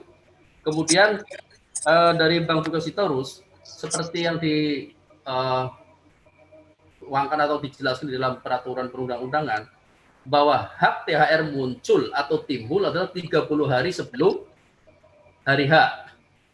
Makanya ketika hari raya Lebaran itu jatuh pada tanggal 24 Mei, di PHK di tanggal 1 Mei, berarti sebenarnya ada hak. Seharusnya ada hak perusahaan wajib memberikan ketika buruh atau pekerja diberhentikan pada saat tanggal di antara 30 tingkat waktu 30 hari sebelum hari H. Nah, bagaimana kalau perusahaan tidak mau bayar? Apakah bisa dituntut? Bisa. Karena itu hak. Bisa dituntut melalui perselisihan yang sudah diatur melalui sistem Undang-Undang 2004. Itu. Kalau bicara hak, harus ada itu. Karena hak itu melekat ketika 30 hari sebelum itu, di dalam TK 30 hari ter-PHK, THR harus muncul. Kecuali sebelum 30 hari ada di PHK, itu belum muncul hak THR-nya. Itu mungkin sekilas penjelasan dari saya tentang advokasinya. Tapi saya ada sedikit tergelitik tadi bahwa THR saat ini bukan merupakan hal yang kecil. Ini saya kurang sepakat sebenarnya. Mungkin kalau kondisi normal, iya. Karena ada banyak hal yang ini. Sekarang buruh kondisinya itu semakin seperti yang disampaikan ke Kadarnya tadi, sudah jatuh ketimpa tangga. Kita tahu banyak anggota kita, banyak anggota teman-teman itu ada yang dirumahkan, yang dibayar, tidak dibayar, 20-40%, maksimal 50%. Kemudian yang bekerja pun karena kondisi harus mengikuti protokol kesehatan dari pemerintah, akhirnya mereka perusahaan dengan buruh ada yang menerapkan sistem rolling atau bergantian, sehari masuk grup A, sehari grup yang lain libur. Nah, ketika libur ini mereka dibayar tidak 100%. Mereka dibayar ada yang 50%, ada yang 60%. Akhirnya mereka buruh upah dalam sebulan itu tidak mencapai UMK atau UMSK. Karena ada yang terpotong ketika mereka libur. Nah, dengan kondisi seperti ini, saat ini mereka sangat bergantung dari upah yang diterima juga dari tunjangan hari raya itu. Ini menjadi sebuah hal yang besar bagi mereka. Mereka butuh itu. Kalau masalah kepastian kerja, sudah pasti kepastian kerja kita akan pikirkan, kita akan perjuangkan. Bagaimana langkah-langkahnya, bagaimana bisa memastikan setelah pandemik ini selesai, recovery itu kita juga harus kita pikirkan bersama-sama. Apa yang harus kita lakukan dalam recovery itu? Bagaimana kita bisa mensihati, mengkonsolidasikan lagi, pengorganisasian lagi secara kuat masif di setiap daerah. Oke, Mas Riz, waktu. Ya, siap. Terima kasih, itu saja Pak Iwan. Oke. Pak Yohanes Saman, silakan. Ya, saya hanya penegasan saja, tidak menjawab dari tadi sudah diuraikan oleh Bung Trisnur. Saya kira itu sudah terjawab. Saya hanya meng-stressing apa yang disampaikan oleh Bung Hirmawanto ya. Itu bahwa ini sangat tergantung dari kita sendiri yang sebagai serikat gitu kan. Jadi kita bisa menganggap bahwa surat edaran itu dianggap tidak ada pengaruhnya. Maka dikembalikan kepada kita sebagai serikat yang ada di tempat kerja kita masing-masing. Jangan terpengaruh dengan itu. Kita juga hanya persoalannya bahwa serikat buruh ini dihadapkan pada dilema. Karena anggota kita pasti tidak tahan dengan tidak menerima THR, itu risikonya sangat tinggi. Itu pertama, itu desakan dari anggota ini yang kebutuhan, apalagi saat ini dengan situasi seperti sekarang ini, apa yang disampaikan oleh Bung Hirmawanto tadi, bahwa itu kembali kepada kita dihadapkan pada suatu persoalan dilema yang sangat luar biasa dalam keadaan seperti sekarang ini. Upah tidak dibayar, kemungkinan tidak dibayar, kemudian mungkin dibayar 50%, sementara THR juga dianulir dengan model seperti ini. Nah, ini serikat buruh sendiri ini menghadapi suatu beban berat terhadap THR.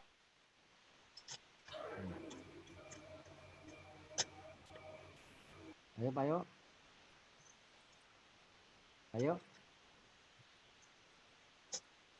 Ayo.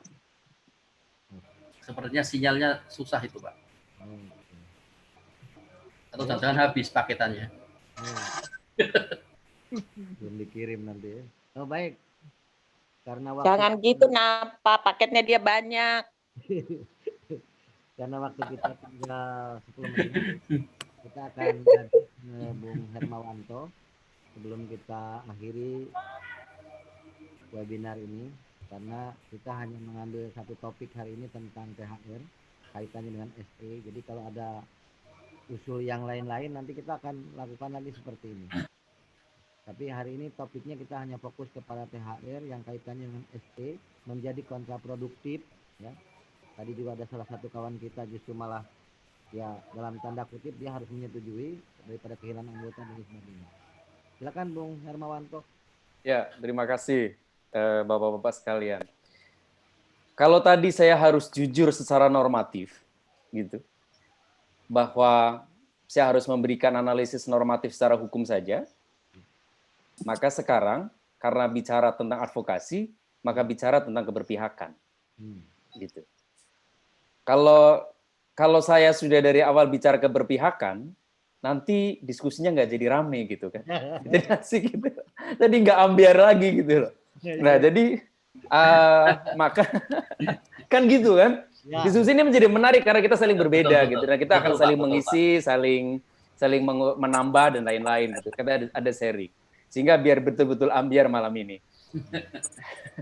Oke, kalau saya sekarang bicara tentang advokasi, pengetahuan saya mengatakan begini, bahwa advokasi itu tidak pernah kalau saya advokasi itu tidak pernah berpikir tentang menang dan kalah. Mau menang, mau kalah itu nggak penting, itu urusan nanti gitu. Tapi menentukan sikap itu penting di awal sebuah keadaan gitu. Maka kalau saya hari ini sebagai teman-teman Serikat Pekerja, maka saya harus mengatakan saat ini teman-teman Serikat Pekerja harus menegaskan sikapnya, apakah menerima atau menolak. Gitu. Karena yang jelas, setiap kebijakan itu tidak pernah sempurna. Gitu. Dan kita dipersilakan untuk memilih. Gitu. Dan ketika advokasi, saya selalu berpikir begini, advokasi itu. Advokasi itu adalah bagian dari proses pembelajaran. Memang mungkin belum tercapai pada saat ini, tapi ini adalah pelajaran untuk besok pada tahun-tahun yang akan datang.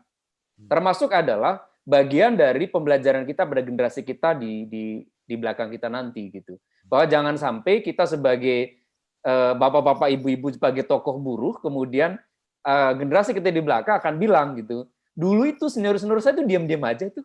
Gitu. Dan itu menurut saya tidak tepat lah gitu, pembelajaran yang kurang baik gitu. Dengan segala dialognya ya, dengan segala pro kontranya gitu. Nah, jadi saya harus mengatakan begini, kalau sekarang berbicara tentang advokasinya seperti apa. Seperti tadi saya awal mengatakan bahwa surat edaran ini sesungguhnya tidak memiliki daya paksa kepada kita sebagai buruh untuk menerima surat edaran ini. Kita diberikan untuk pilihan, menerima atau menolak. Karena dia tidak bisa memaksa kita. Surat edaran juga tidak bisa secara normatif menganulir peraturan-peraturan di atasnya. Baik itu dalam bentuk Permenaker maupun PP 78. Sehingga PP 78 tetap berlaku, Permenaker tetap berlaku. Ketika kita menerima surat edaran itu berarti kita menurunkan derajat dari aturan hukum publik menjadi aturan hukum privat di mana kita bersedia bernegosiasi terkait dengan hak-hak kita sendiri.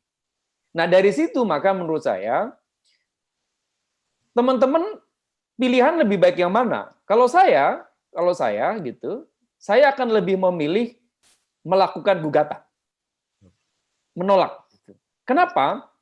Karena menolak adalah sikap saya yang tegas gitu. Daripada kita diam-diam gitu loh. Menolak itu sikap tegas. Persoalan itu menang atau kalah itu urusan nanti. Persoalan itu waktunya tidak tercapai itu urusan nanti gitu. Tapi menggugat adalah sikap saya menolak untuk menegaskan bahwa saya bertanggung jawab atas kondisi buruh yang lebih baik ke depan. Kalau saya seperti itu gitu. Nah, lalu apa potensinya ke depan itu kalau kita gugatan gitu? Kalau tadi saya mengatakan bahwa surat edaran ini bisa dikelompokkan dalam diskresi tata usaha negara dalam keadaan kekosongan hukum karena keadaan COVID-19. Tidak agar ada kelangsungan proses pemerintahan, ada kelangsungan, ada stagnasi yang harus berjalan gitu. Tapi perlu diingat bahwa diskresi itu tidak boleh mengandung cacat normatif, cacat yuridis. Berarti tidak boleh bertentangan dengan aturan di atasnya. Mari kita cek. Apakah dia bertentangan dengan aturan di atasnya? Jelas. Yang tadinya berlaku kewajiban menjadi boleh dinegosiasikan. Yang tadinya dibayar harus segera sekarang dipersilahkan juga boleh ditunda. Norma ini jelas bahwa surat edaran ini menciptakan norma hukum baru yang bertentangan dengan norma di atasnya. Jadi, saya percaya bahwa kalau ini digugat, teman-teman akan menang. Sekalipun waktunya kayaknya akan berlantur jauh. Ya, misalnya gitu, THR harus dibayar dalam minggu depan. Sederhananya kan gitu, minggu depan. Gugatan kita baru akan kita daftarkan misalnya minggu ini. Panggilannya itu setelah Lebaran. Gitu. Dan akan bersidang, kemungkinan adalah akan diputus pada sekitar sekarang bulan Mei gitu ya. Maka berarti Juni, Juli, Agustus, September, Oktober. Kemungkinan bulan Oktober baru diputus. Sementara dalam surat edaran itu, bulan Desember harus sudah dibayar. Andai kalau kita mengikuti surat edaran itu. Desember, apapun yang terjadi harus dibayar. Nggak ada alasan pun dari perusahaan harus membayar pada bulan Desember. Tidak ada alasan apapun. Nah, artinya, kalau nanti pun misalnya gugatan itu menang, maka pelaksanaannya bisa juga pada tahun 2021. Itu belum kalau dia mengajukan banding, mengajukan kasasi, bisa-bisa diputus tahun 2023. Tapi buat saya, tidak penting itu kemenangannya tahun berapa. Tapi bahwa sikap kita menolak, sikap teman-teman menolak, itu adalah sikap yang gentle gitu. Kalau buat saya seperti itu gitu. Bahwa pro kontra itu biasa, tapi sikap melakukan gugatan untuk menolak karena ini adalah bagian dari menggerogoti hak pekerja atau mengancam terhadap eksistensi pekerja di lapangan, maka buat saya itu penting untuk dilakukan. Bagian dari proses pembelajaran untuk kita dan juga untuk pemerintah agar dia lebih berhati-hati dalam mengeluarkan suatu kebijakan. Kalau saya seperti itu. Jadi menolak adalah sikap kita terhadap surat edaran ini. Menurut saya seperti itu. Terima kasih. Assalamualaikum warahmatullahi wabarakatuh. Terima kasih, Bung Herman. Ya, baik Bapak dan Ibu, karena waktu tinggal 2 menit lagi, kita akan akhiri webinar ini. Sekali lagi, saya mengucapkan terima kasih kepada para narasumber, juga para peserta diskusi di webinar ini. Mudah-mudahan ini menjadi satu pembelajaran bagi kita, bahwa tidak serta-merta ketika kita berada di dalam satu posisi, yang kita di situ harus mengambil sebuah sikap yang jelas dan pasti, sebagai wakil daripada buruh, maka kita harus menentukan sikap. Sikap itulah yang dikatakan oleh Pak Hermawan tadi adalah sikap gentleman. Karena kita betul posisi berada pada posisi yang sebenarnya. Nah, oleh karena itu, diskusi malam ini cukup menarik. Mudah-mudahan kita akan ada diskusi lanjutan setelah THR. Dan atas nama Industri All Indonesia Council, saya mengucapkan terima kasih. Mohon maaf atas segala kekurangan dan kehilapan. Kita akhiri. Assalamualaikum warahmatullahi wabarakatuh.